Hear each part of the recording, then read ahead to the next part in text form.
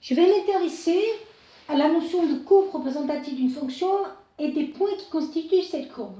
On va se rappeler déjà d'un premier point de vue que pour parler de courbe représentative d'une fonction, je parle donc d'un ensemble de points.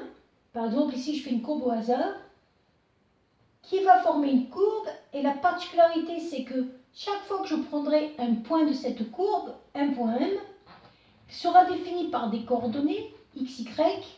L'ux sera toujours sur cet axe-là, l'y sera toujours sur cet axe-là.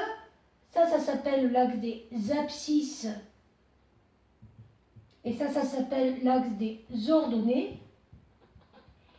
Et la particularité en lien avec la fonction, c'est que le y sera toujours l'image de x.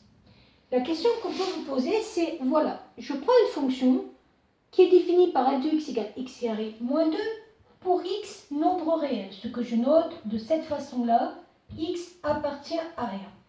Et on va vous demander, est-ce que le point A appartient à la courbe de f ou pas?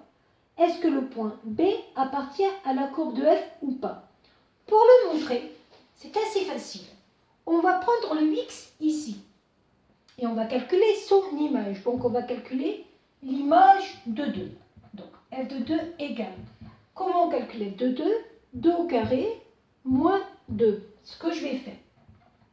2 au carré moins 2. Ça fait 4 moins 2, ça fait 2.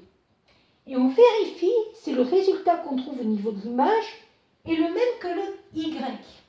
Ici, on se rend compte que c'est exactement la même chose. Donc, on pourra dire que le point A appartient à la courbe de f. On va faire pareil avec le point B. Dans le point B, l'ux ici vaut 1. On va donc calculer f de 1. On calcule, ça fait 1 au carré moins 2.